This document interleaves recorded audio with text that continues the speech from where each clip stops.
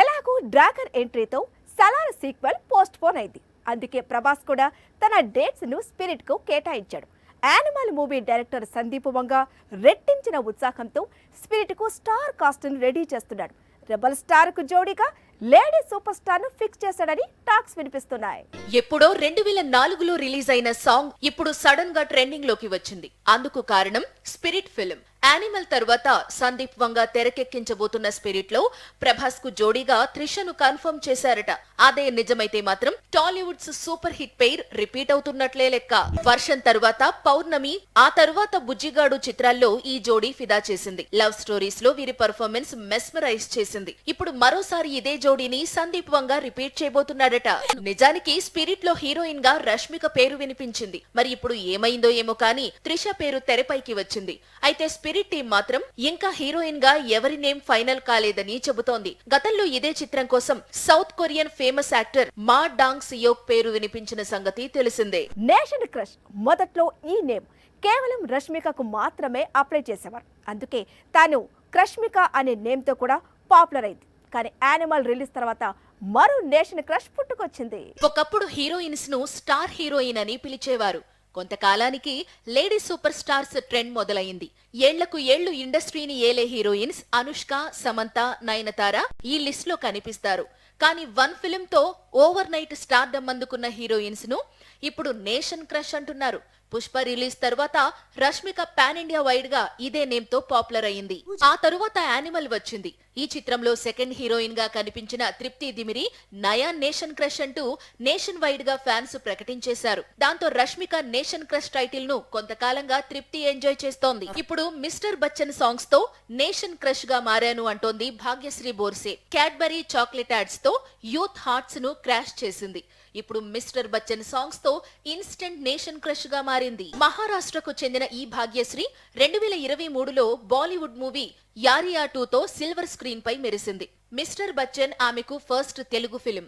అయితే ఈ సినిమాలో సాంగ్స్ చూసి తనకు బీటౌన్ నుంచి కాల్స్ వస్తున్నాయని, మూవీ రిలీజ్ తరువాత తాను కూడా రష్మిక, తృప్తి రేంజ్ లో నేషన్ క్రష్ గా మారిపోతానంటూ మురిసిపోతూ చెబుతోంది భాగ్యశ్రీ. పాన్ ఇండియా సినిమాలకు రిలీజ్ డేట్స్ అనేవి చాలా కీలకం.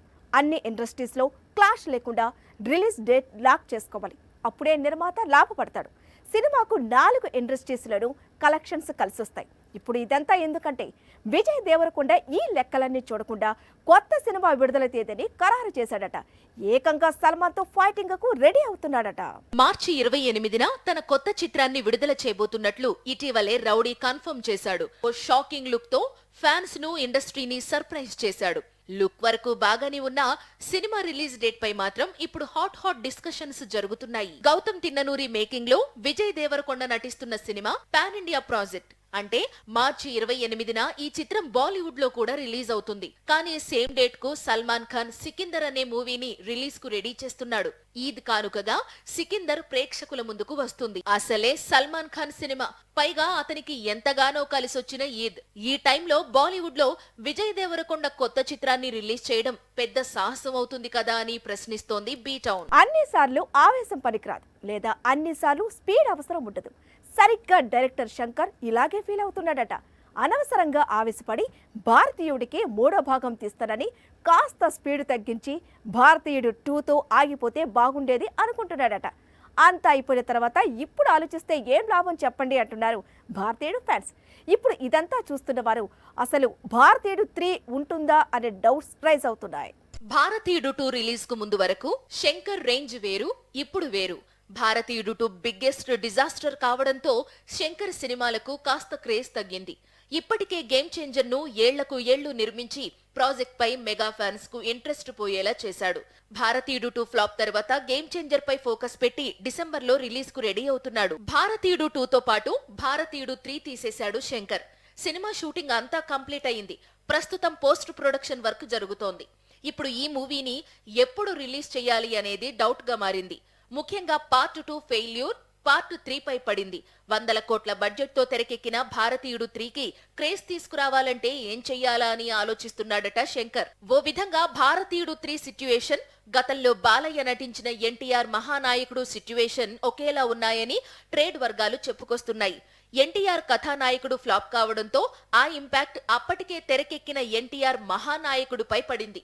దాంతో బాక్సాఫీస్ దగ్గర దారుణమైన ఫలితాన్ని అందుకుంది. అయితే భారతీయుడు 2 క్లైమాక్స్ లో భారతీయుడు 3 టీజర్ ను రిలీజ్ చేశాడు శంకర్. పార్ట్ 3 టీజర్ పవర్ఫుల్ గా ఉండడంతో ఆడియన్స్ కు నచ్చడం, శంకర్ కు కొంత relief. Once Game Changer release అయితే అప్పుడు భారతీయుడు 3 పై ఫుల్ ఫోకస్ పెడతానంటున్నాడు శంకర్. తమిళనాట బాక్సాఫీస్ కాంపిటీషన్ అంతా అజిత్ విజయ్ మధ్య ఉంది అనుకుంటారు. కానీ కొంతకాలంగా ఈ కాంపిటీషన్స్ కు Kamal, Rajini care of address గా మారారు. విక్రమ్, జైలర్ లాంటి చిత్రాలతో టెరిఫిక్ కంబ్యాక్ ఇచ్చారు. కానీ ఆ తర్వాత బ్యాక్ టు బ్యాక్ డిజాస్టర్స్ తో డేలా పడ్డారు. ఇప్పుడు ఎట్టి పరిస్థితుల్లో హిట్ కొట్టాలనే కసితో కనిపిస్తున్నారు ఈ సీనియర్ సూపర్ స్టార్స్. 2 ఏళ్ల క్రితం విక్రమ్ సినిమాతో ఇండియన్ సినిమాకు, ముఖ్యంగా కోలీవుడ్ కు గొప్ప కంబ్యాక్ ఇచ్చాడు లోకనాయకుడు కమల్. ఆ తరువాత చాలా చిత్రాలు ఒప్పుకున్నప్పటికీ విక్రమ్ తరువాత భారతీయుడు సీక్వెల్ రిలీజ్ కావడమే ముఖ్యం అనుకున్నాడు. అందుకే భారతీయుడు 2 రిలీజ్ చేశాడు. కానీ ఈ సినిమా కోలీవుడ్ హిస్టరీలోనే బిగ్గెస్ట్ డిజాస్టర్ గా నిలిచింది. దాంతో ఇప్పుడు ఇమ్మీడియట్ గా మరో కొత్త సినిమాను విడుదల చేయాలనుకుంటున్నాడు. అదే థగ్ లైఫ్. మణిరత్నం దర్శకత్వంలో తెరకెక్కుతున్న ఈ చిత్రం డిసెంబర్లో రిలీజ్ చేయాలనుకుంటున్నారట. నిజానికి భారతీయుడు 3 రావాల్సింది. కానీ ఇటీవల సెకండ్ పార్ట్ ఇచ్చిన షాక్ తో కమల్ ప్లానింగ్ మొత్తం మారిపోయింది. మరోవైపు రజనీకాంత్ కూడా జైలర్ తో బిగ్గెస్ట్ బ్లాక్ బస్టర్ ను అందుకున్నాడు. ఆ తరువాత ఏరి కోరి, లాల్ సలాం విడుదల చేశాడు. కానీ ఈ సినిమా బాక్సాఫీస్ దగ్గర దారుణమైన ఫలితాన్ని అందుకుంది. ఇప్పుడు దసరా లేదా దీపావళికి వేట్టాయన్ అనే మూవీతో తిరిగి రాబోతున్నాడు.